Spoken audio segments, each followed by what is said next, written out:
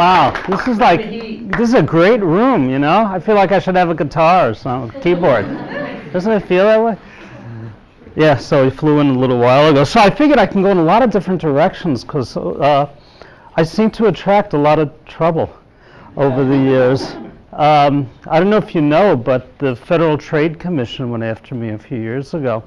They're like the FDA, but since we don't deal in drugs and we communicate, they're sort of our FDA. They regulate what they call advertising. And they decided that all of my patient literature was advertising, not patient education. Therefore, it wasn't protected by the First Amendment. And they put out a ruling that all of my literature was illegal. But they never do things just to affect one person. This was actually put out, the Quackbusters were behind this. You know who they are? Anyway, the Quackbusters were behind this, and they actually did it to close down the entire profession. Had they beaten me, it would have been illegal for you to give a lay lecture. Or if you gave the wrong lay lecture, you said anything other than low back pain, if you said wellness or subluxation or ear infections or menstrual cramps or whatever, it would have been a $10,000 fine per lecture you gave. And also, they wanted to fine me $10,000 for each brochure I published. I would have had to raise my price considerably to break even. And we believe it was the Quackbusters and Stephen Barrett behind it. It took 6.5 years and we faced bankruptcy, but we beat them. All the time, all the organizations told me we'd never win, that you can't fight the federal government. But I found an attorney who actually hated the Federal Trade Commission as much as I did. And he was the first Nader's Raider, and he's now the attorney for KST. But not only that, I introduced him to the chiropractic profession, and he's the one that got Life College's accreditation back after the CCE took it away. So Life owes me big time.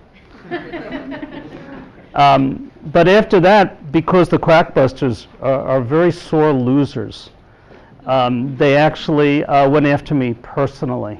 See, you know what the old saying is, the last refuge of a scoundrel is the government? And, you know, and they did it behind government agencies. On our whole career, the whole existence of our profession, we had never been attacked by the federal government. Never. Chiropractors were thrown in jail for practicing medicine without a license and all, but that was all state. It was all state licensing boards. We had never been attacked by the federal government until they went after me. And my attorney said to them, why'd you go after Koren? There's other people that produce patient literature. Go after my competitors, you know, leave me alone. And they said, well, we looked at all his literature, and we looked at all the stuff in the profession, and his is the best. So that's the thanks I got for all the hard work. Because the attitude is, if they take me down, everybody else is a piece of cake. And they said, oh, his is the best written, most scientifically referenced, and most convincing, therefore the most dangerous. So we, thank God, after 6.5 years, the agency going after us in the Federal Trade Commission not only got slapped badly, but they were eliminated. 50 people lost their jobs. And they will come back at us, though, because what is the price of liberty? Remember the quote? The price of liberty is eternal vigilance. You can't sleep. They are trying to get back at us. So because they're sore losers, after we beat them, Stephen Barrett himself went after me and demanded a jury trial. I'm going to talk a little bit in my story thing. And we did a 4-day jury trial. And in it, you know, this is the head quackbuster in chief, you know. And you have, you have to know who you're dealing with. So during the trial, we said, Dr. Barrett, you're a medical doctor, right? Yes. What's your specialty? Psychiatry. Oh. And you're an expert on chiropractic, huh? Well, I do a lot of reading. Well, are you board certified, Dr. Barrett? This is in front of a jury, by the way. No, I'm not board certified. Can you explain to the jury what board certification is? And I coached my attorney through this whole thing. He says, well, when you have to take an exam and, to become board certified. I say, did you take your board certification exam? Yes, I did. Did you pass? No. Oh, you failed your exam? Yes. How many times did you take it? Twice. You failed both times? Yes. What did you fail? What section? Neurology.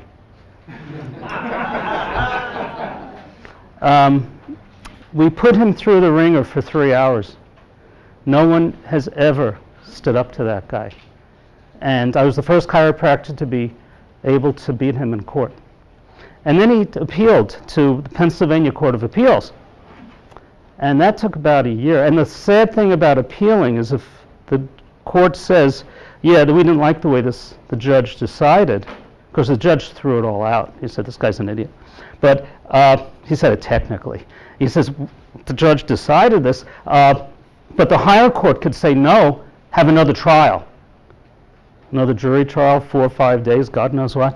But the court agreed that the judge was right. And they went to the Pennsylvania Supreme Court and appealed it to them. Hates to lose. And they said, no, the original judge stands. I said, finally, enough, we're finished. Then he appealed to the U.S. Supreme Court. And the U.S. Supreme Court refused to hear the case. He is next going to the International Court of Justice in The Hague, apparently. And later, Intergalactic Court, because the Klingons have expressed tremendous interest in hearing about it. So anyway, I thought I'd tell you a little bit about my story here. And I put a little video together. I hope this works. Where's the clicker? Oh, here it is. Damn. It's not working. Help. No, it's okay. This is it's a personal problem between me and computers. Am I pointing at the right place? Hey, you know what? The battery's not in. It's not. Wayne? Freaking battery, man. Well, the battery's in, but there's no. When I press on the laser, nothing happens. Man, every core, man, every core, every. Oh, really? This is not just me? I feel better. Thank you. Oh, it is. What now? Oh, okay. Wayne's let me down all day. Oh, okay, cool. So this sort of puts things in a little bit of order. Healing is personal. Everything that seems to go on in life is personal. We become chiropractors. We work for chiropractors for personal reasons. And one of the things that hit me especially was when my son Seth was born, and the question was, should we vaccinate him? And I didn't know. I mean, philosophically, I didn't like the idea, but you know how we get programmed as we're growing up? And, gee, is he unprotected? Am I doing something wrong? Is it worth putting up with the school system? My mother-in-law. She freaked out. And I started to do research. And it sort of was like eating potato chips, Sort of, I go, this is really incredible. My God, why didn't they tell us this in school? And I started to do more research. I actually paid for research to be done about vaccinations. And so the question of whether we should vaccinate him was pretty well put to rest, and he never was vaccinated. And when his sister came along a few years later, we had already known that she would never be vaccinated. And my brother's kids, though, my 2 younger brothers are MDs. And their kids are all nicely vaccinated and sick as hell all the time. In fact, Tim O'Shea is from this part of the world, right? Tim has I think on his website, other people are doing it also, a whole section on non-vaccinated children. It's really great because he always asks people, did you vaccinate your kid? If yes or no, what's their health like? And in a number of families, the first couple of kids were vaccinated and then they sort of saw the light, and then they stopped vaccinating. And they see tremendous differences in the kids' health. No ear infections, no allergies. I take care of the Amish. Do you have Amish here? You know what they are? You know the Amish? You don't know what the Amish are? Jehovah? No, it's not still. No, the Amish. They. What was that movie with Harrison Ford? Witness. You ever see Witness? That's it. Huh? Not King. Yeah. Star Wars. The Amish. The Amish world. And they don't vaccinate. They don't vaccinate, and they don't have any autism. And you find that there's no autism It's almost unheard of. Whereas a report came out, I believe it was today, from South Korea, 1 in 38 children is autistic. 1 in 38 in South Korea. There's a few million autistics now in China, where they didn't exist before vaccination. In fact, vaccination, the first autistics weren't really written up until the early 40s by Leo Kanner, a psychiatrist. And he said, this is a new condition, never seen it before. And the word autism comes from, guess what? Anybody have an idea? Autism, why do they call it autism? What does the word auto mean? Self. He said these kids were totally wrapped up in their own brains. So he called them autism. They're in their own little worlds. That's what autistic is. And he said, this is totally new. I've never seen this before. The only thing I can see in all the families that are have autistic kids is that they're all wealthy. They're all upper class. And the mothers all went to college. And those days, it was unusual for a guy to go to college. For a woman to go to college was pretty, unique. And he said, therefore, I believe autism is caused by a woman being too intelligent. I'm not making this up. And her intellectual side was overdeveloped, and her mothering side was has atrophied. And autism is therefore caused by a refrigerator mother. You ever hear that? She became a cold bitch, literally. Is it working now? And they believe that autism was a psychological disorder caused by bad mothering. Gee, I hope this works. It does. So anyway, that theory was disproven by Bernard Rimlands, who I think was from around here, about 20 years later, but not until a whole generation of women were cursed as having caused their child's autism. And they'd say, well, I have 6 kids, one is autistic, what about the rest? Well, you're never the same mother to every child. Psychiatrists are crazy. They can make up anything. Okay, hey, this works now. My story. How did I get this way? So my grandparents were immigrants. I guess immigrant here, you think of Mexico, but actually, the Ellis Island, New York. And they came over right after most of them right after World War I, and settled in Brooklyn. That's not Brooklyn. That's Manhattan. That's the Chrysler Building. That's the UN. That's Governor's Island. That's Brooklyn, way up there. So anyway, so we lived in. Oops, what did I do? Did I turn it off, really? Oh, I thought it was a laser pointer. Okay. All right, so that's Brooklyn. And that's where I'm from. That's the Brooklyn Bridge. Anybody purchased this recently? And it's really cool if you ever go to New York. There's a promenade right in the middle of the bridge, and you can actually walk across it. And you'd think, oh my God, nobody goes there. What a weird thing to do. So I went there with my son and his friend. It was packed. It was like a parade. I mean, thousands of people, and it was a beautiful day. So you stand in the middle, and you can see the Statue of Liberty in one end, and you look at the other end, you can see New York. Anyway, it's really great. So if you ever go, the Brooklyn Bridge Promenade, it was after you get off, right? And you get into Manhattan, you make a right, and there's Chinatown. So that's a lot of fun. And then there's Little Italy, and if you find the right restaurant, for no extra charge, you'll see a hit. So they do that in Philadelphia, too. Okay, so I left the magic of New York, a little impressionistic, and through a very bizarre set of circumstances, wound up in Spartanburg, South Carolina, going to Sherman College. That's Sherman, up in the corner. It's after renovations, by the way, and the rest rush hour. So it was very strange because the locals, they were weird. It was just a totally different environment. I'm brought up in Brooklyn, and I was a little nervous because here I'm Jewish and I'm from New York. Like, what a great combination for living in the Deep South. But it wasn't so bad because I was there just a few days, and they actually invited me to one of their barbecues. So never forget that experience. That's me, third from the right. Anyway, I was really happy to leave. And I was in the third class to graduate Sherman College, and that's me. I was a class valedictorian. That's Tom Gilardi, the president of the school, handing me my diploma over his dead body. I was the editor of the school newspaper, and he swears that the only purpose of that paper was to badmouth him, because we were always criticizing him. So he was happy to see me leave. And that's, that's Guy Riekman. We just called him Easy.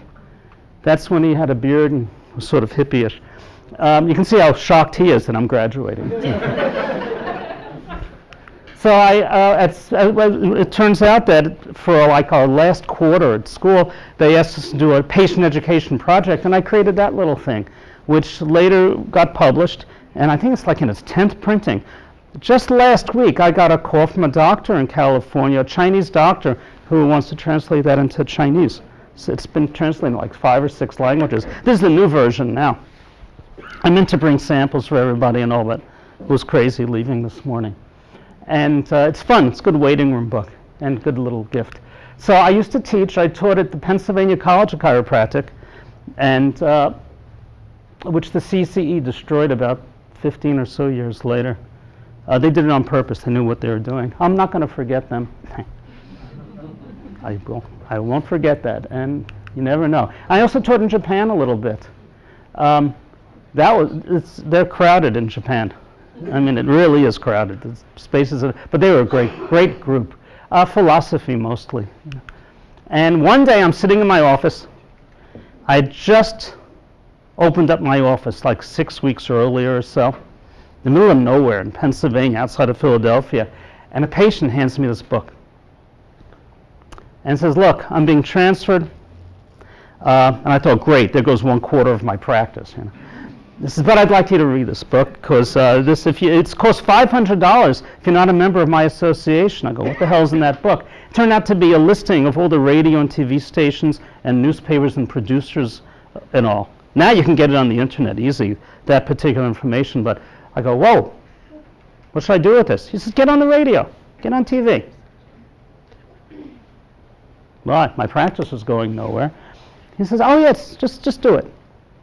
Now, I didn't know if he was goofing on me or telling me the truth, because I was told you need a publicist and a public relations person and an agent, and you have contacts and all in order to get on the air. I didn't know that. I mean, I was sort of stupid. I just made phone calls. And I got rejected a lot. But I was single then. I was used to that. But after a while, I get to learn exactly what to say to get on the air.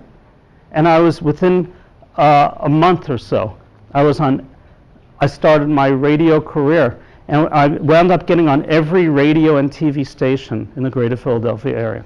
It's like a market of like 3 or 4 million. Everyone. I knew exactly what to say and how to get on the air. And people had been on the air, been practicing for decades. So I've been here forever. How come you got on? You just moved here. Well, I got lucky. So I actually put out a little book on it. I don't know if anybody ever picked it up, but it's really easy to get on the air. You just have to know what to say. They are hungry for guests. And I like radio better than TV, because radio people listen to. TV, they're always distracting you with, every 7 seconds they have to cut, right? Because God forbid the camera should stay on a person longer than 7 seconds. You'll switch channels. So, it's like short attention span theater. And so they don't hear it. Their vision and their hearing and their looking and their radio's much better. You get some more intimate audience, actually. And let me see. So my third show I was on, I got 83 new patients the first week. That was just the first week. For 6 months, I was getting new patients from that show.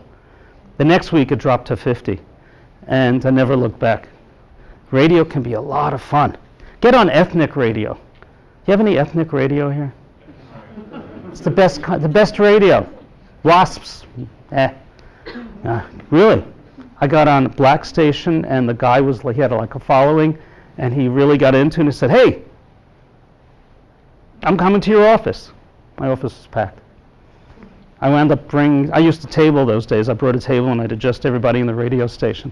And then TV. I got on TV, but TV is a pain in the ass. I didn't like it as much. Radio is more fun. So my baptism of fire was on WFIL, Philadelphia, great AM actually. It was sort of cool. And they said they wouldn't have me on unless an MD was on with me. I go, why? He says, because you're controversial. I said, medicine's controversial. Shouldn't you have a rule that every time an MD is on, you must have a chiropractor on to balance it out? Made sense to me, but he didn't seem to buy that. He says, look, if you don't want to do it, you're not coming on the air.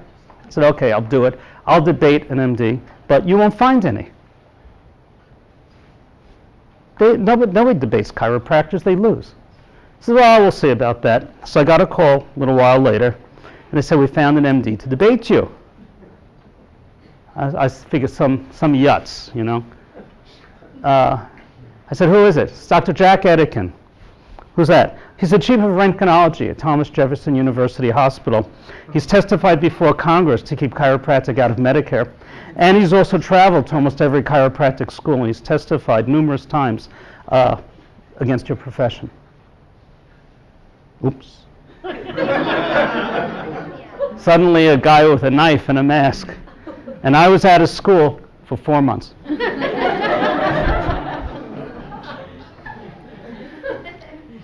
I said, oh shit. What did I do? Me and my big mouth. Well, Dr. Koren, are you still on the phone? Yeah. Well, the debate's in 6 weeks. Is that okay? I said, sure. Hung up the phone. Changed my underwear. And I was scared. I mean, I was scared. What's the first rule in warfare? Know your enemy. Now, I mean, that made sense to me, right? Now, my brothers were MDs. How did I win debates with them? I gave them noogies. I figured that I could give Dr. Etiken noogies, but it's radio, nobody could see. So that was plan B. Instead, I had to perform an unnatural act. I had to go back to school. I mean, once I got out of chiropractic school, I was so glad to be out of learning. I mean, I hated it. I'm not a good student. I'm the guy who sits in the back of the room and like escapes when the teacher turns his back. And I wasn't always that way. Chiropractic turned me into that. I used to be a good student. I graduated valedictorian, and I was the editor of the school newspaper and all. I just hated going to school. You know, I just thought it was a waste of time. And I used to cut class every day. Every day I'd cut another class. It was, I mean, they had rules, you know, because you had to have a certain number of hours to practice and graduate. And I said I was the editor of the school newspaper, and I had to interview somebody important 7:30 in the morning. And it'll take the whole day, and I cut constantly. I was barely in school. But they let me slide. Anyway, I had to go back to school, and it was I didn't want to seem like a fool in front of God knows how many people on the air. And so I stayed up late at night. I collected journals. This is before internet searches, so I just had to collect journals, and I went to medical libraries, because Philadelphia has a lot of medical schools and osteopathic schools. I just went there, and I just spent hours, every free moment I had. My day off, Thursday, Saturday, Sunday, and evenings. I'm not a coffee drinker. That probably should be amphetamines or something. Anyway, so I was constantly studying. And by the time the debate rolled around, I had literally tons of documents. Stuff from medical journals that nobody ever told us about. I thought, wow, this is great shit. How come they didn't teach us this in school? Because chiropractic research was pretty crappy those days. It's not that great now either, personally. But medical doctors had great stuff. They discovered chiropractic over and over again and kept forgetting, because it didn't mesh with their mindset, so they didn't see it. I mean, you know, philosophy is more important than science, because philosophy guides science. If you have a mechanistic model, you won't see vitalistic science. You won't see it. You just are not programmed for it. So everyone was real nice in the studio, you know, Dr. Etikin, and then the show started.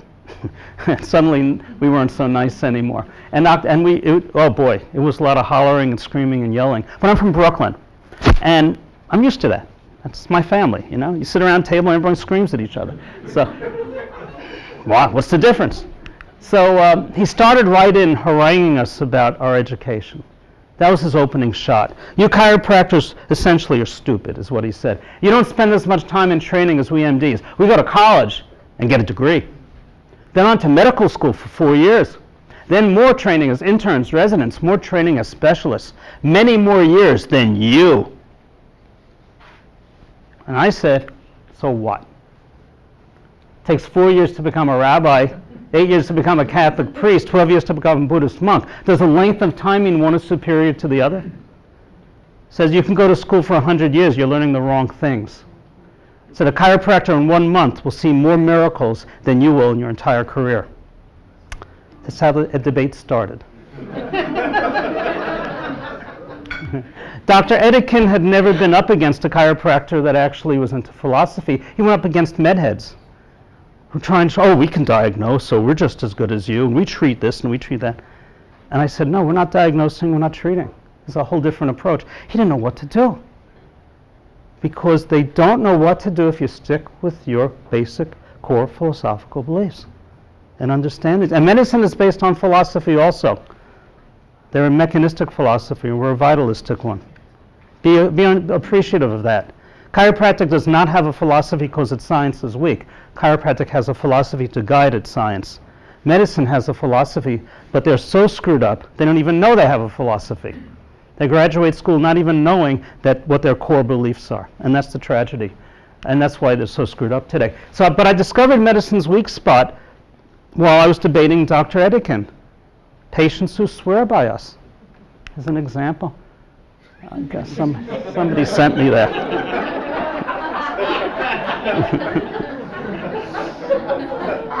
No, but really swear by us. So this is what happened. Dr. Etikin, and I are fighting and screaming at each other, and then the announcer says, okay, now we're opening it up for questions or statements. The board's lit up, everybody can call in, and somebody calls in and says, hi, I went to a chiropractor and I had migraine headaches and the headaches went away and it was really great, blah, blah, blah. It's pretty cool, huh? And I looked at Dr. Etikin, what's his response? Suddenly, he can't think of anything to say. Mr. Big Mouth is silent. And I realized he has no defense against this. With all his talk, and what's he going to say? No, your migraines didn't go away? No, you didn't get better? You're deluded? He had to shut up and take it. And caller after caller after caller, my kid had ear infections and went away. I had menstrual cramps and went away. And I had this problem and that problem. And I look at Etikin and there's silence. This is total weak spot. And if you look at our history, what got chiropractic licensed? Chiropractors were thrown in jail. Patients are the ones that used to march in front of the courthouse demanding their doctor be released. It was the patients on juries that refused to convict because there's such a thing called jury nullification. I don't know if you've ever heard of it. But the jury judges not just if the law was broken, but whether the law is even worthwhile in the first place. If they don't like the law, they set the person free, even though they technically broke the law. And chiropractors were accused of practicing medicine and surgery without a license, even though they practiced neither medicine nor surgery. And the jury said, this is stupid. We're letting him go. Yes, he broke the law, but we don't like the law. You can do that, by the way. We still have that power, though the judges hate to tell people that. Anyway, so Etikin's silent, and after a while I say, hey, I'm missing a good opportunity here. So the next person that called in and said, oh yeah, I used to suffer from menstrual cramps a lot, and I went to a chiropractor and got better. I jumped in. What were you doing before that? Oh, I was seeing the MD. What did he give you? Oh, drugs. How much were you spending on the drugs? How many drugs were you taking? Were there any side effects? So where Etikin would be sitting there and listening to people praise chiropractic and feeling uncomfortable, I started to make him squirm. And it was really a veiled attack against the medical model of just treating symptoms and not getting to the cause. So I began to study, to collect information.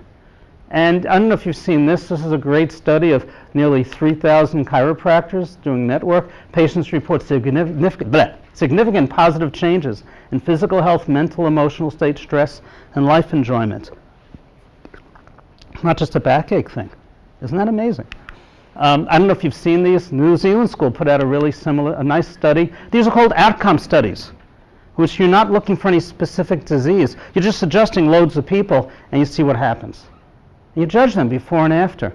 And this is the best kind of chiropractic research. Controlled clinical trials are useless for chiropractic. They are designed for pharmaceuticals. They've never been designed for chiropractic care. So what's that stupid paper that came out years ago? Not the RAND, it was the one produced by idiot chiropractors, Sportelli and the ACA. That crowd. Oh, what was that? Where they, oh shit. The Mercy, thank you. The Mercy document. Guess what they said? Highest form of research are controlled clinical trials, randomized controlled clinical trials. That's bullshit. That's only designed to test pharmaceuticals and compare one pharmaceutical to another. You can't buy into that. And I learned about that because my back was up against the wall fighting the Federal Trade Commission, and we suddenly realized they were using standards that were inappropriate to judge chiropractic care. If you don't play their game, you win. But you have to know that you're in their ballpark. And chiropractors have consistently played in the medical ballpark, and that's why our profession is getting screwed up. That's why we have the CCE medicalizing our profession, because we think we have to play by their rules. We don't. So these are outcome studies, and they're great. Here's one, maintenance care. You had to be 65 or older to be in the study. Reduced nervousness with maintenance care, possibly reduced depression, 50% reduction in medical visits. The need for hospitalization was 1/3 of people of the same age. Maintenance care appeared to replace rather than be complementary to medical care. So, and that's what they don't like to pay for insurance, right? This is a nice little study. Chiropractic patients exceed national norms in general health, vitality, social function, and mental health. This is a study you had to be at least 75 to be in this study. Chiropractic users are less likely to be hospitalized, less likely to use a nursing home, less likely to use prescription drugs, more likely to have better health, to exercise and be mobile. And this is the RAND Corporation study. British Medical Journal. Benefits of chiropractic include pain reduction and improvement in sitting, sleeping, lifting, walking, standing, sex life, social life, ability to travel. And Matt, what if you put up a billboard in your area and says chiropractic improves sex life, and underneath, quote, the British Medical Journal? Why not? It beats Viagra, and you don't drop dead afterwards. You know? How many people have died from Viagra so far? 400, 500? But it's a necessary drug. I mean, it's not like it's a bad drug. Okay, so so 200 pediatricians and 200 chiropractors were surveyed to determine the differences in the health of their kids. The chiropractic kids were 69% otitis media, middle ear infection free. The medical kids were 20%. There was a question on the survey, have your kids ever had antibiotics?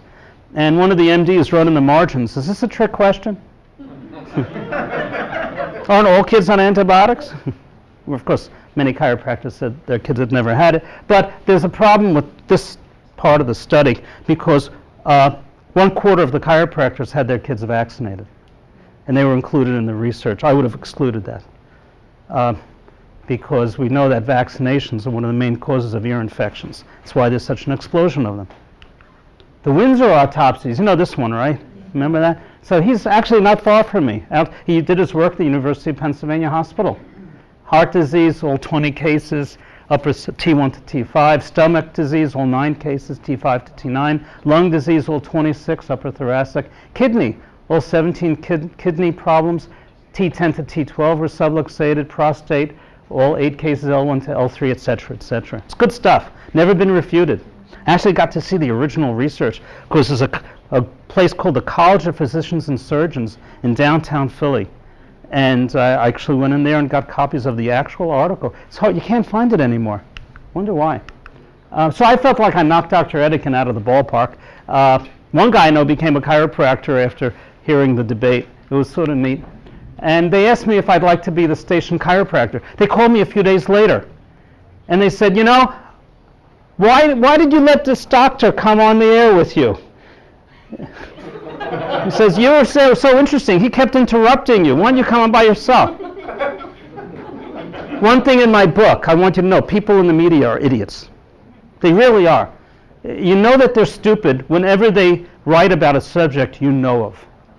Then you see how poor the media is, right? Whenever they write about chiropractic or natural health or vaccination or medicine, you know you're dealing with essentially someone whose grandparents were not walking upright. So anyway, so I get on and I go, great, I don't have to deal with this medical crap. I can start talking about innate intelligence and life energy. And I'll probably get calls from people holding sick children wanting to know when my office will be open. And I'll get people calling from hospital beds wanting to get help. And I'll be getting all these people with all these blah, blah, blah. And so the first person calls in, I got a question for the doctor. My back hurts. Can you help it? I give a whole innate intelligence, life energy, and every disease. I figured, well, maybe they started calling before the show really got rolling. And yeah, you come, no problem. Okay, yeah, we'll help your backache. Okay, the next call. Can chiropractic help my neck? Yeah, I bent over the other day. Can chiropractic help? And went on. And I realized something very important. People relate to conditions. You got to hit them on their level.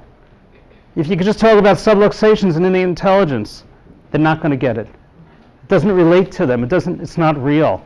So, and I looked at, so I had a ton of great material after the debate. I said, what am I going to do with this stuff? Oh, by the way, this is a study I found. I thought you might find it interesting. Study says male brains are bigger than females. And it's from Denmark. Researchers say they found that men on average have about 4 billion more brain cells than women, but they haven't figured out what men do with them. And I actually went through a neurology journal, and believe it or not, they mapped out the male brain. They found it out. It's just incredible research.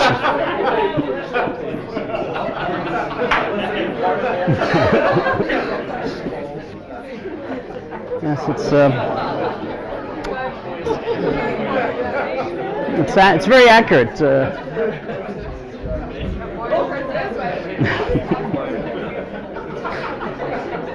Uh-oh. I could send it to you. I'm sorry, okay. Yeah. So, it's very important to do science right, So, anyway. So this was the stuff that was out. Anybody remember this stuff? Yeah. Remember this? Did you see it? I mean, this was stuff from Parker put out, and that was the patient literature available those days, and it was crap. I mean, it was so bad that that if you got involved in a malpractice suit or something, the other side, their attorneys would go to your office and take samples of these and read them to the jury, and the jury would laugh at you. That's not a good sign when the jury laughs at you, unless you're telling a joke. So, I call myself Sally Shingles. My real name is herpes zoster, but try saying that. I'm Raymond's rheumatism. I mean, nothing was scientifically referenced. It was really pretty embarrassing.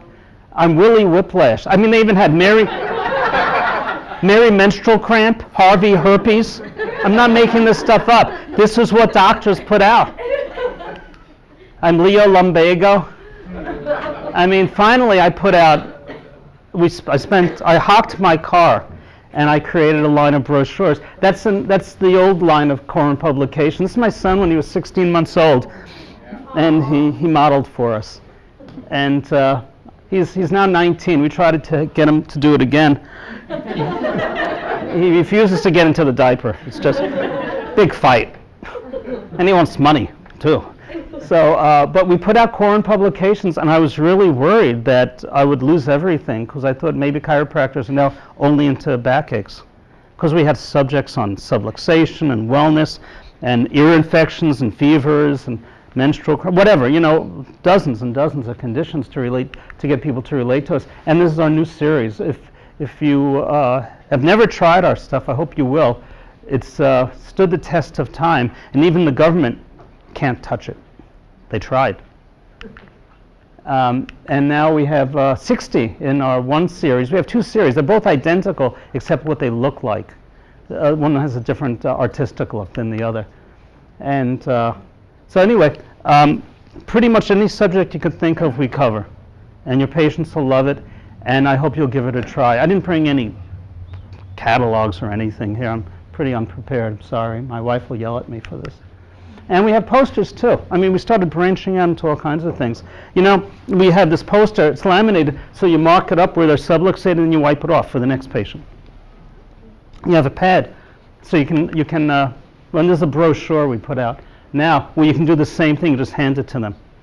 Show them where they're subluxated. The important thing about stuff like this is always write the names of their family members in them. So, you know, you know how many families, how many people come to you but leave their kids home to get sick? And you don't want that. So you know, when you see it, usually a husband or wife comes in first. Tell me about your kid's health. Oh, asthma, allergies, hay fever, whatever. And you mark down where they're probably subluxated and you write their kid's name in the brochure. Soft sell. You know, every time they open it, they'll feel guilty. Guilt. I mean, the MDs have cornered fear tactics. We have guilt. We can use guilt. I mean, it worked in my family. And if you're from a Jewish or an Italian family, does guilt work, Steve? You know it, right? It's, or is there Mormon guilt? Somebody told me there's Mormon guilt here. No, I wouldn't. Catholic guilt. That's famous, Catholic guilt, yeah. So I had a patient who came in, and she just said, I got diabetes, can you help me? I said, yeah. So, well, what you got on diabetes? What's the research? I said, well, here, look at the spine.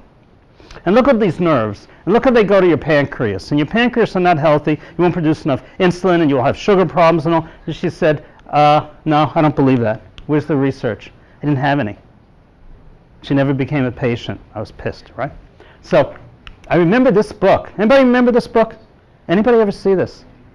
Palmer College put this out once, and this stuff was the boring, you know, with the lines. I never got into that. But the index I liked a lot because it had conditions. Cancer, sciatica, epilepsy, encephalitis, tumors, and how they responded. I mean, it had nice pictures, these kids that had horrible conditions, and they got chiropractic care and the conditions cleared up. And I said, gee, there must be some really good books that have a lot of really neat information, you know, collections of conditions that have responded, and there weren't any. So it took 20 years of collecting, and I finally put one together. That's the 2000 edition. This is the 4th edition now, and I call it Chiropractic and Spinal Research. And I got stuff from the chiropractic, osteopathic, and medical research on really subluxation correction. There's loads of good stuff out there, and the idea was that if the insurance companies ever questioned you, why are you taking care of this kid with bedwetting, there's no research, you have articles to show. Or if malpractice companies go after you, how dare you take care of this patient for blah, blah, blah, we're going to sue you, you have research. But it turns out patients like them. People are now leaving in the waiting room, and patients love to read this stuff. People are nosy, they like to read about conditions. So this is some of the things. It's not all of it. Just dozens and dozens of conditions and that are in the medical, chiropractic, and osteopathic literature on spinal care, chiropractic care, and incredible responses.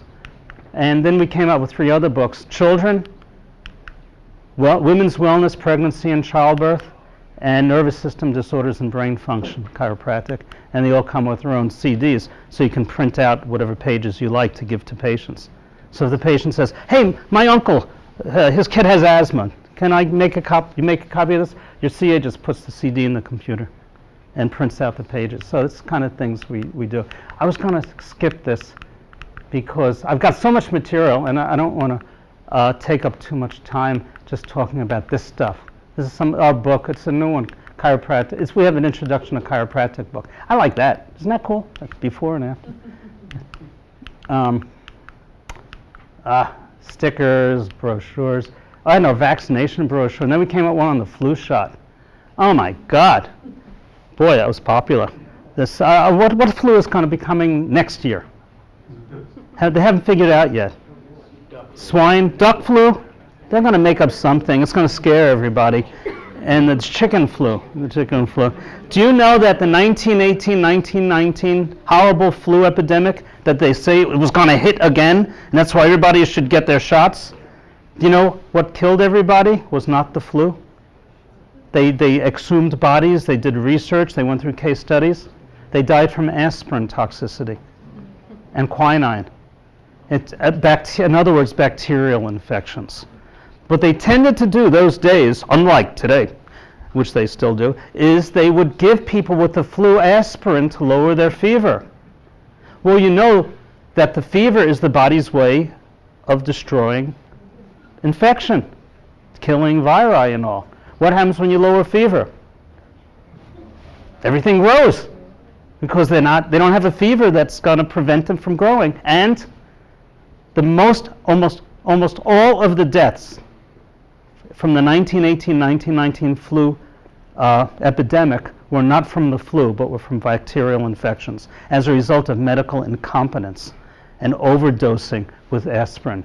I kid you not, I don't have it in this particular slideshow, but it's in the top medical journals. Don't worry about any horrible killer flu coming. We can handle anything. That's what our immune systems are for. The only thing, the best antibiotic in the world is your immune system. Your immune system is designed to handle everything. Just make sure you're not subluxated and you're not living on diet soda or something. I mean, we could talk about that kind of stuff already. Okay, so, and then we had a special Gardasil report. How many girls have died from Gardasil so far? It's over 100. I mean, it's just incredible. And that's in the short term. We don't know what's going to happen, 10 years from now. If every girl had a Gardasil shot, one arm grows 2 feet longer than the other. They wouldn't know it until. So I'd like to thank Dr. Etiken, because if it were not for him, none of this stuff would have happened. I mean, really. So if you have to put up something scary, dive in. And that's my attitude in life, when really scary things happen. It's sort of like you're standing by the edge of a swimming pool and it's cold. How can you can put a toe in and, maybe to your ankle, or you can just dive in and say to hell with it. So I just would dive in and say to hell with it. And had I not had that debate, none of this stuff would have happened. And I was scared. And I was scared through a lot of times. So this is Seth and Shayna, my kids. From this picture, you never think they punched each other. And as a result of having kids, I got involved with childhood vaccination, because I wanted to be sure that I was doing the right thing by not vaccinating them. And I found incredible research. The book gets into it. They've actually compared vaccinated to non-vaccinated kids in a number of studies. Not as many as you'd like, but there's quite a few studies out there, and the not vaccinated kids are far healthier than the vaccinated children, over and over again. I have no doubt that pharmaceutical companies have done these kind of studies, and then what they call dry lab them. In other words, put them away, and they never saw the light of day, never got them published. And these are some of the questions. Are vaccinated kids healthier than non-vaccinated? Do vaccines have any long-term side effects or damage that may not surface for months or years? How long do they test vaccines when they vaccinate a test group for a new vaccine? How long do they watch them to see if there's any long-term effects? About 3-4 days. 3-4 days. And then are you looking on the product inserts? I think one measles shot, which was 2 weeks. That was the longest they looked. Now we know that neurological problems can surface months later or years later, but they keep the window very narrow. One pertussis shot, they looked for 24 hours. And it's interesting because 2 kids died 3 days later. But because they said we're limiting their observation to 24 hours, the study said no children died from the shot during our study period. And it's 100% correct, isn't it? But it's dishonest. And when I actually started doing an unnatural act. I started reading medical journals. Don't do this at home. It's really a pain in the ass. these guys lie in the statistics and the data. I hired people to do some of it because I hate statistics. Anybody take statistics? Didn't you hate statistics? You liked it. Damn, you're a unique woman. You had a good teacher. Man, I tell you. But when I started doing some research, and I've had articles published in medical journals, actually. It was interesting, okay? A few years ago, they started this chiropractic science forum on the internet, right? And all these, and they're all med heads, of course, right? And I joined.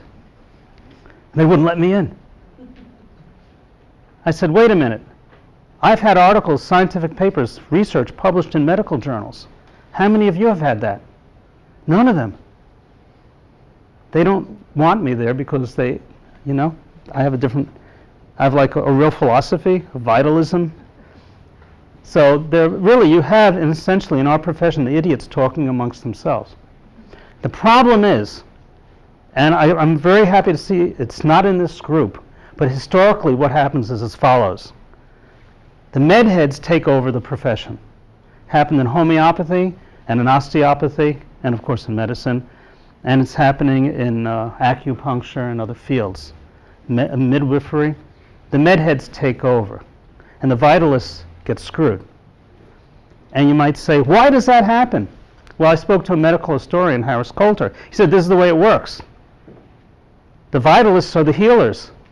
They're busy healing people. They have the best practices. They make the most money. The med heads are not healing. They're not healers. They have lousy practices. They go into politics, state boards. They teach. They go into, what did they say? Those who can't do, teach. Those who can't teach, teach Jim. Remember that old saying? But the med heads go into teaching, and they're in the schools, and they take over the boards because they're not into healing. And it's rare to find a vitalist who's into healing and also willing to put up with the bullshit of politics. Ooh, is that for me? So, okay, so you got, now, from what I hear, that you're getting involved in going to associations and the Capitol. This is wonderful because this is rare among vitalist groups. And most people say, I don't like that bullshit. That's all medical stuff. It's all politics. They take over. So while you're seeing 100, 200, 300 people a week, a guy next door who sees 4 people a day because he's got them on 16 different machines and doesn't know how to adjust, he's going on to the state board and he's going to tell you how to practice. Well, what is it? The only way evil wins is if good people do nothing. So that's why you got to do something. Remember this quote? I found this quote and I put it on the internet and it's all over now. Hugh Fudenberg, MD, the chances of getting Alzheimer's is 10 times higher if an individual has had 5 flu shots. Wow. I asked Dr. Fudenberg, he's, by the way, the world's leading immunogeneticist with over 850 published papers in the top biomedical journals. So I said, what is it about the flu shot that causes Alzheimer's? He says, it's the mercury. It eventually it collects in the brain, and after a while, their brains are fried. So by the way, mercury can also come from mercury fillings. And even bad dental infections from infected root canals can also cause Alzheimer's. So, Alzheimer's is increasing dramatically. You ever go by these assisted living places, these old age homes? They have Alzheimer's suites. You ever see that? Do they have them around here? As I know in my area they do. Alzheimer's suites. Oh, God. I never saw that years ago. But Alzheimer's didn't exist years ago. Just like autism didn't exist years ago. These are all new, just like Parkinson's and MS didn't exist years ago. These are all new diseases from a number of reasons. With KST, we check teeth because MS and Parkinson's come from bad root canals. And most root canals eventually go bad. Also breast cancer. One researcher did a study and said that there was 100% correlation between the breast that had cancer and the location of the root canal. It says if the root canal was infected on the right side, there was the right breast, left side, the left breast, center heart. So with KST, we actually can locate if there's a dental infection and which tooth it is. And we work with holistic dentists. so you can get that pulled and cleaned out. Alzheimer's also, depression, rheumatoid arthritis, look to the teeth. Cancer, major source of toxicity, look to the teeth. The dental profession has killed more people probably than the medical profession has. There's a whole field now of dentistry called holistic or biological dentistry. And if you find a holistic or biological dentist, I suggest you work with them because they know this stuff, they've researched it, they understand it. And they are being attacked by the American Dollar Association, the American Dental Association. Of course, they want to give the flu shot to babies, and each shot is laden with 25 micromilligrams of mercury, but they're also giving it to pregnant women. Right? Now, the same MDs, the American Academy of Pediatrics has publicly said, don't eat tuna if you're pregnant because you'll get mercury. And at the same time, they are vaccinating pregnant women with mercury. Is this like insanity or what? Okay, I was going to get into something else. Oh, okay. Stephen Barrett. That's Stephen Barrett. The nervous system does not control all the organs and tissues of the body. It's a quote by him. Well, of course he failed neurology. He was interviewed on Biography. They're really hitting the bottom of the barrel, right? Necks and spines don't get out of alignment. That's a nonsensical chiropractic concept. And these are the people we believe are behind Stephen Barrett and the attack on me. And this is from Orange County. It was in a health food store. NACM, you know what that stands for? National Association for Chiropractic Medicine. I'm sure you're all members. All right? And this is the book, one of the books they put out, Chiropractic, The Victim's Perspective, edited by Stephen Barrett. Chiropractic, Greatest Hoax of the Century, edited by Stephen Barrett. He died a few years ago. We can celebrate. They run about 80 websites. And we have, this is just some of them. And we are actually investigating Stephen Barrett. So for years he's been investigating chiropractors. Guess what? We turned the tables on him.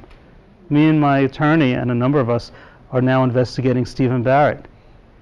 He doesn't like that. He really hates us.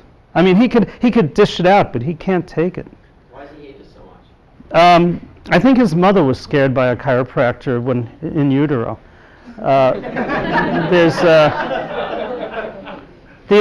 Barrett is a failed psychiatrist. He never had a successful practice. Nobody ever paid attention to him in his whole life. He never made any money as a psychiatrist. The only time he got noticed in his life was when he attacked chiropractors. He got press. He's a failure. He's a total loser. This is the only time people notice him, when he attacks alternative health care. That's all. He's a total nutcase. We found out how he operates. This is really cool. He will make a complaint to the board about a chiropractor, a biological dentist, a holistic health thing, whatever, okay? He will complain to the state regulatory agency, and they will start an investigation, because by law you have to when there's a complaint. And then he will contact them and offer to work as an expert witness for pay for that suit. He's done this many times. He's a shakedown artist. We are finding out how to get him off Google, by the way. We're working on it now. And this is the lawsuit. He went after me and Koren Publications and demanded a jury trial. He called me up. He said, look, give me 10 grand, I'll drop the case. And then after the case, we had a court date. He called them and said, you waited too long, Koren. It's 25 grand to drop this case. And then in the court hearing, it was funny, the final day. Now, it was a 4-day jury trial. And the first day, if you've ever been in court, the first day, the people complaining talk. And you have to sit there and listen to people just say the most vile things about you. And Barrett and his attorney just tore me apart. I mean, if I were on the jury, I would have convicted me. Really, it's horrible. But then I got to talk, and I essentially gave a lay lecture, and I was on the stand a long time. And I would mention diseases and subluxations, and I'd look at the different jury members and figure what diseases they had, and talk about the subluxations related to their problems. I also threw the judge. He looked like he was a little bit ill. And then, so after that, the judge was up all night deciding the case. Friday, we go there, and the doors are locked to the courtroom. Everyone's milling outside, me and my attorneys, and Barrett and his attorneys. And Barrett calls my attorney over. Not Barrett, Barrett's attorney, Orlowski. What an asshole. He calls my attorney over. Really was a jerk.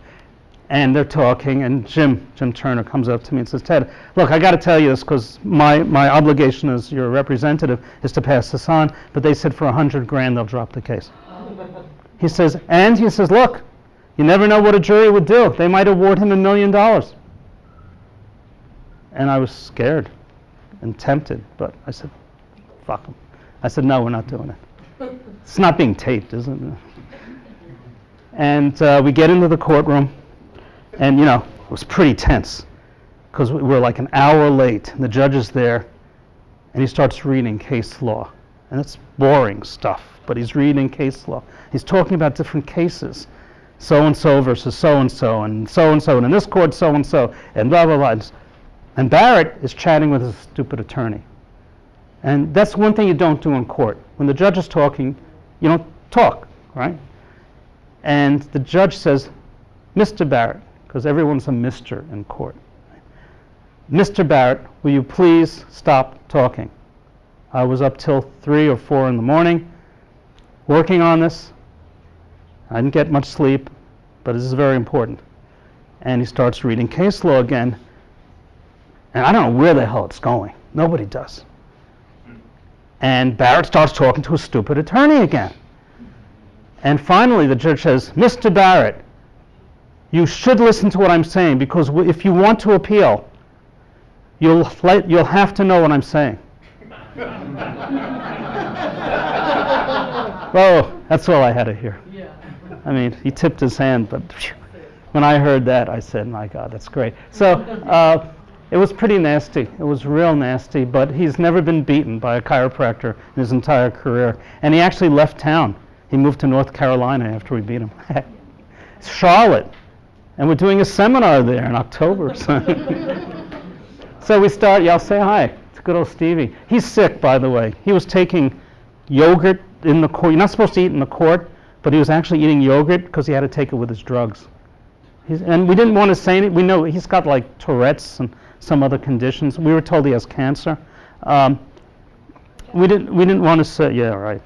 We didn't want to say anything because we thought that might elicit a sympathy from the jury.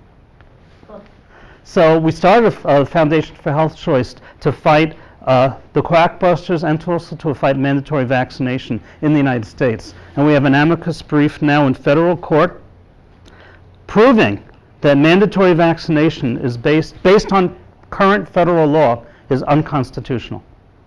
And if we can get this into, and we're working to get it into federal court, because if that gets into federal court, all the vaccination laws in the whole country will be eliminated at once. You don't have to go state by state, the entire nation. So this is what we're working on now. So we have, and I wanted to show a little video, and then I'll show some demonstrations on the work I do, because I mentioned to Matt that I actually had a video that is no longer in existence. I got somebody, an old guy who's an MD, who went to Palmer College in the 40s, knew B.J. Palmer, and got this tape from Spears Clinic. Now, if you've never heard of Spears Clinic, there was a 600-bed chiropractic hospital in Denver, Colorado. 600 beds. And it was incredibly successful. And it was around for many decades. After Leo Spears died, it closed, unfortunately. His nephews didn't handle it well. And what happened was, how did that survive in the 40s, 30s, 40s, 50s, when chiropractors were being thrown in jail? How did he do it? Well, what happened was, when he first started practicing, I'm talking about Leo Spears, he had the front of the building, and he had some attorney in the back opened up his office for the very first time. And this attorney suffered from asthma really badly. And Leo Spears adjusted him, and his asthma cleared up. I mean, the guy had to be hospitalized, the asthma was real bad, and Leo Spears wound up adjusting him, his asthma cleared up. When he started his hospital, the MDs were suing him right and left, and the case went to the Supreme Court of Colorado, and the Supreme Court always voted in favor of the chiropractor. How the hell? Why? Consistently. The head of the Supreme Court was that lawyer he used to adjust for asthma. It's not, a lot of times it's who you know. So let me see if I can find that. Yeah, the sound will come through there? Oh, yeah. Oh, okay, good. Oops. That's not it. That's Sherman College. Oh, Lord. Oh, I think I know. It's on the G drive. Wait. This is sort of cool. This is the only record of it. Nobody, and the guy who loaned me the tape, I returned it. He died. Rather insensitive of him. And, well, I may not be able to show it now. Maybe What? I'm sorry. Somehow, I don't know what the hell's going on here. It's the drugs. Ah! All right, something is happening. Spears Hospital.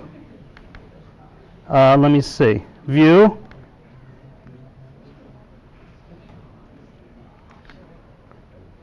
Shit. I'll be okay. Play full screen. I don't know what's wrong. Click on the thing to the left of the name. Oh. Hey.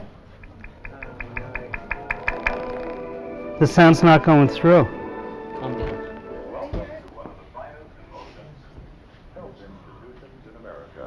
This is the famous Spears Chiropractic Hospital, mecca of health seekers from all over the world, located on 15 acres in the heart of beautiful Mile High Denver, Colorado, with the magnificent Rocky Mountains in the background.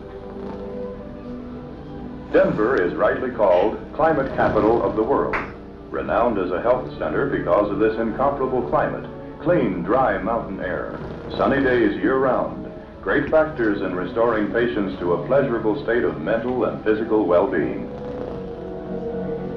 You're never a stranger at Spears. Visitors are impressed at the size and beauty of the grounds and buildings even before they enter the 600-bed hospital.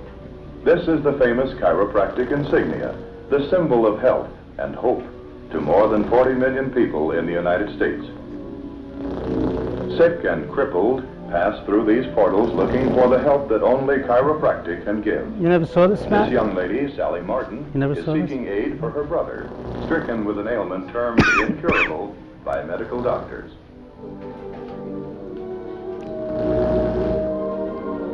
As Miss Martin passes through the spacious lobby, she's aware of an atmosphere as pleasing and welcoming as a friendly handclasp. It's not yours. It's something wrong with the recording.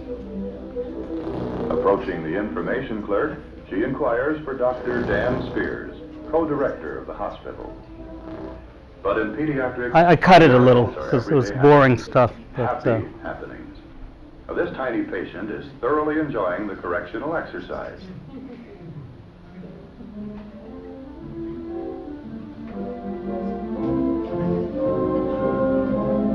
The head pediatrician is explaining distortion of skull and pressure on various brain areas. yeah, they did cranial adjusting there, which is cool.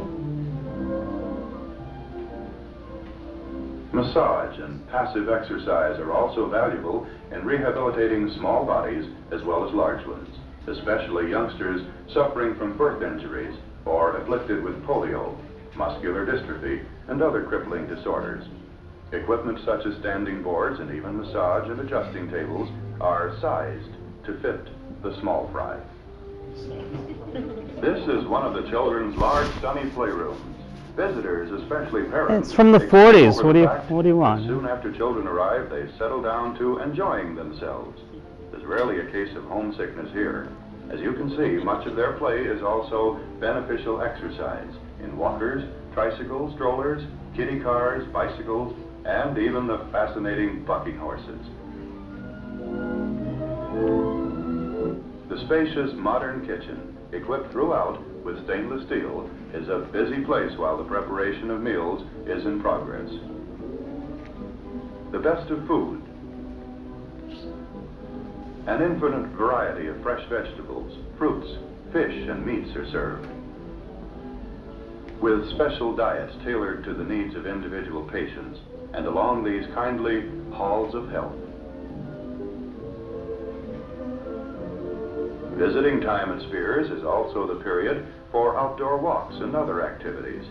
Patients are urged to take a constitutional.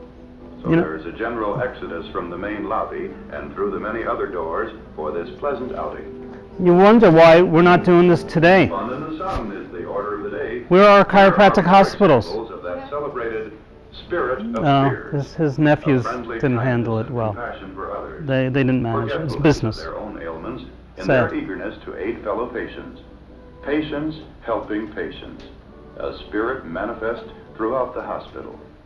Those who are blessed with use of arms and legs pushing others in wheelchairs. Others playing with children.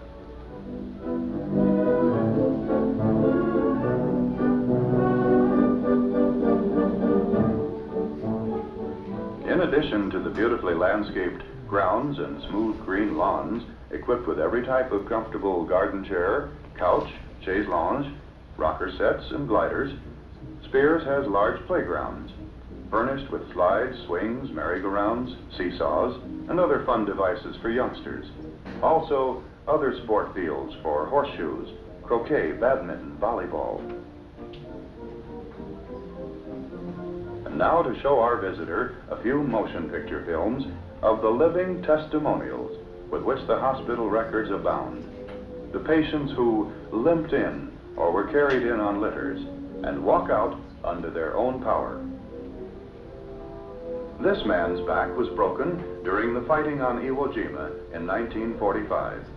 He was a helpless bed patient for years before coming to Spears. In just a few months, he was restored to normal health and normal life.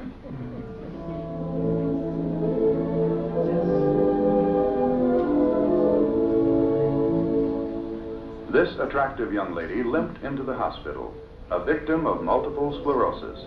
Her medical doctors told her there was no cure. She must just learn to live with it. But Spears' doctors helped her to live without it, and she too returned home in good health and has since married.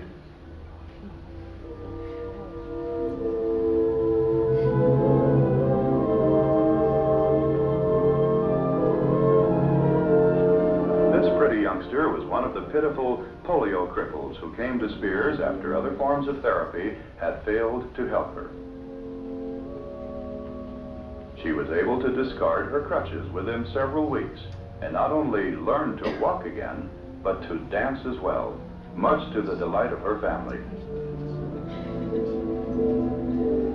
And even to turn a few somersaults to astonish her doctors. Another crippling disease known as Perthes, pronounced Partes, was the demoralizing ailment that brought this little fellow to Spears. His hip joints seriously damaged, his case pronounced hopeless. But Spears' doctors did not so regard it, and that their efforts to aid this child were rewarded are proven by the subsequent pictures of a lively, active, healthy, real boy. At last reports, he was a normal teenager, above the average physically and mentally, a champion roller skater. Rheumatoid arthritis is a cruel crippler that attacks young and old. Walking, even with a cane, was a painful effort for this young woman when she came to Spears. Her hands, too, were deformed with the disease. But time and treatment remedied all that. She walked without the slightest limp before leaving the hospital and had completely recovered the use of her hands.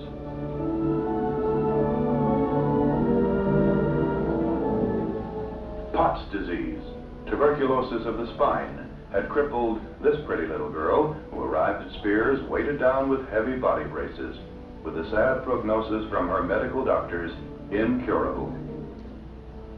Spears' doctors refused to accept this cruel verdict. It was a long, slow process, but the victory at the end of many months was well worthwhile when they watched the running, jumping youngster She's now 15 years old and a beautiful specimen of young girlhood. Takes part in all school sports and is especially fond of swimming, she writes. One of the many patients who came to Spears in a wheelchair as the result of an injury to her spine due to an accidental blow, this attractive young woman was temporarily paralyzed from the waist down. After several weeks' sojourn in the hospital, she was graduated from her wheelchair to a cane. Then, in another month, came the happy day when she could walk alone without any support. Another of those patients who was wheeled in and walked out. So unfortunately, Spears isn't around anymore. But why don't we get this stuff? Why don't we have these hospitals? You know that I have a little PowerPoint on it. Chiropractic profession has had 200 health hospitals and sanitariums at one time in the United States over the years. 200. We don't have any now. Many of them are in California, by the way. Sanitariums, multiple buildings, loads of doctors, loads of patients. And now we don't have the terror of being thrown in jail and arrested for practicing, and yet we don't do it. It's a tragedy. Where's our leadership? This is what we have to bring back if our profession is going to survive. So I learned the hard way how difficult it is sometimes. When I was in a car, I was not in a car accident. I was in an accident and got injured, got a concussion, and lost the use of my hands. It's not a good thing for a chiropractor. But I was in constant pain. My hands were always in pain, arm, shoulder, neck, head, plus I had sciatica. And I got adjusted regularly. I had been getting adjusted regularly, and for 10 years I traveled all across the U.S. I saw about 60 or so different chiropractors. Name the technique. I had it done on me, often by multiple doctors. Well, this one doesn't know the technique as well as that one, whatever. Nothing helped. I was in horrible pain and agony. And one day, also I had sciatica so bad I could only walk a few feet before I could sit down. I'd have to sit and recover and then stand up again. I remember looking at a picture of some old uncles of mine, and each one of them had had back surgery and hip replacements and walked with canes. 3 brothers, my mother's side. And I looked at that picture and said, is this going to be my fate? After years of chiropractic, I'm turning into an invalid. So I was in Key Biscayne, Florida, and I ran into Alan Creed, chiropractor there, who had all these gadgets. And I was having a really bad attack, and I went to see him, and he worked on me, and he took the edge off. No one had been able to do that before. I still had the problem, but so he did something. So when I got back home, I bought all the equipment he had in his office, thousands of dollars, and started playing around with it. And one of them was the Arthurostim, which I have here, and I'll demonstrate it. And I realized if I combined DNFT, everybody know what DNFT is? Right, directional non-force technique.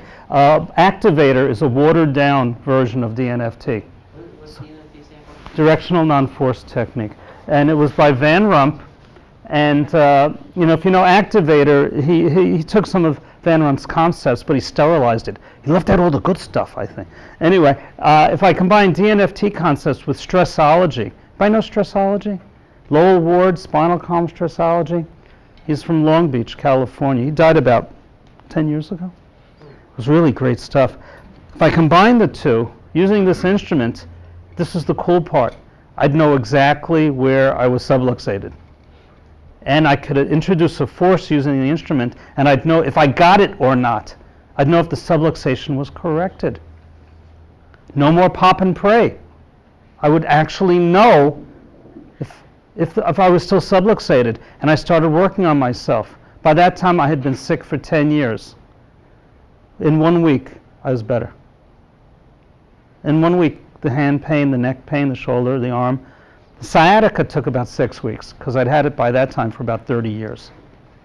I had to adjust my discs. You can adjust discs with this work.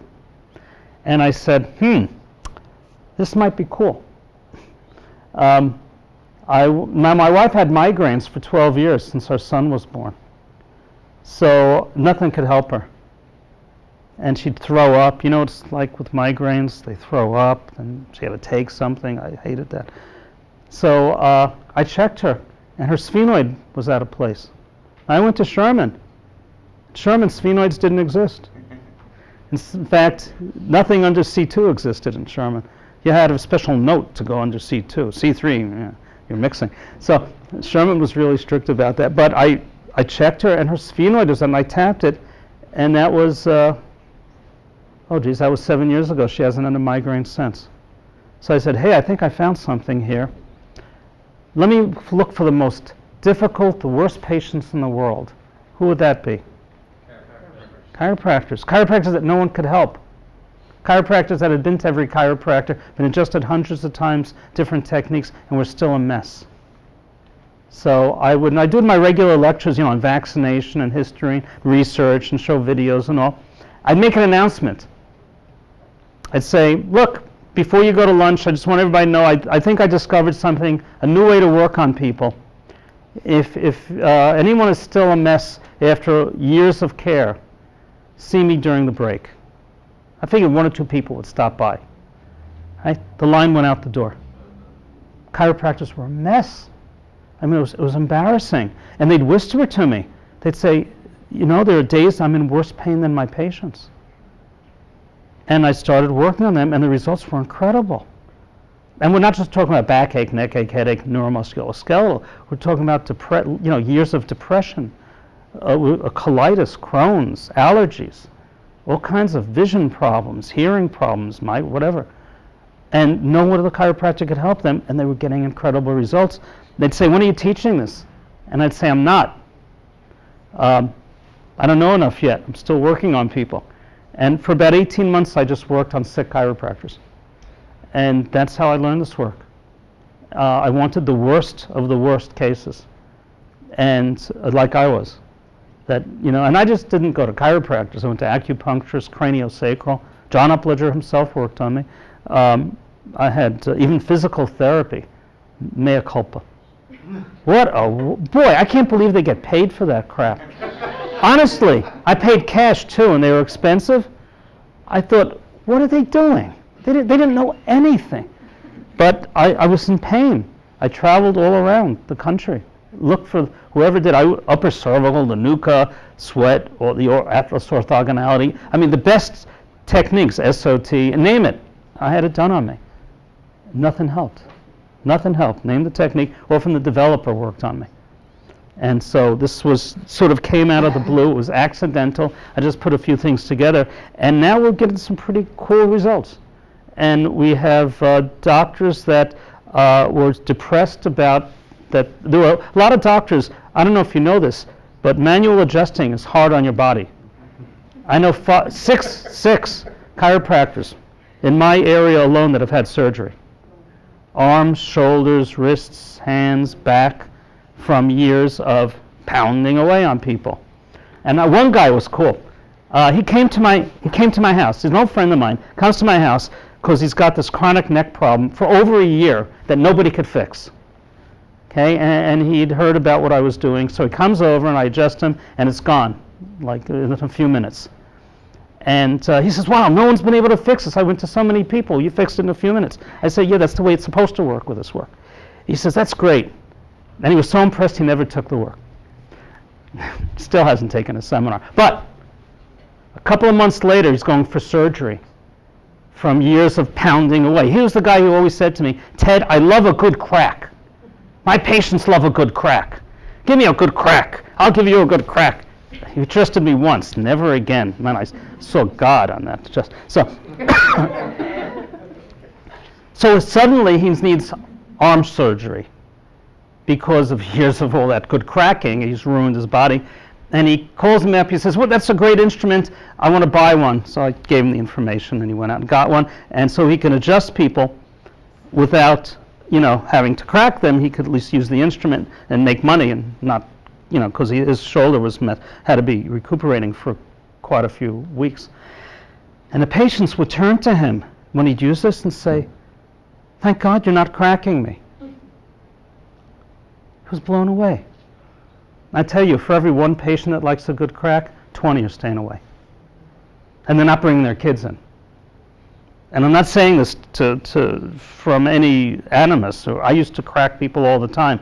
I'm telling you, this is reality. All those chiropractic jokes, with the cracking and all, it's not good for us. In fact, with this work, you don't have to see people that much. And when I first started teaching it, doctors freaked out. They say, I'm not going to make any money if I do this work. I say, wait, you're missing the point of why you became a doctor. You're supposed to get people better. And they're very concerned, but it turns out that when you start doing this work, you get more patients because word spreads and you're getting better results. And nobody lives in a vacuum. Anytime they do come in, just give them, but they're not subluxated, or they have different subluxations, because the subluxations that you worked on are gone. It's not just a matter of reducing, it's eliminating them. Deeper ones will show up, and we can work on emotional subluxations too. But you're seeing a new patient every time you see one. Steve, your practice changed. Your numbers started changing. What did the patients say? That's a loaded question.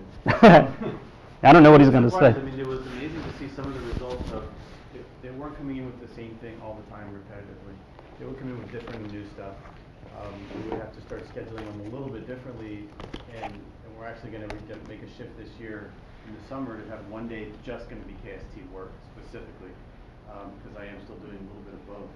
But we're starting to make that shift because people that are coming in now, there's several people that are exclusively KST, and after 30 years worth of stuff that they've had, they're calling back and forth to friends. And I'm hearing about it secondary because they're like, I can't believe you finally just sent me to this person, and you've known all this time, because all this has gone and changed in a day. We've had doctors actually get angry at, patients get angry at doctors after they take a KST seminar, and they get work done, and they say, why haven't you done this to me before? I didn't know it before.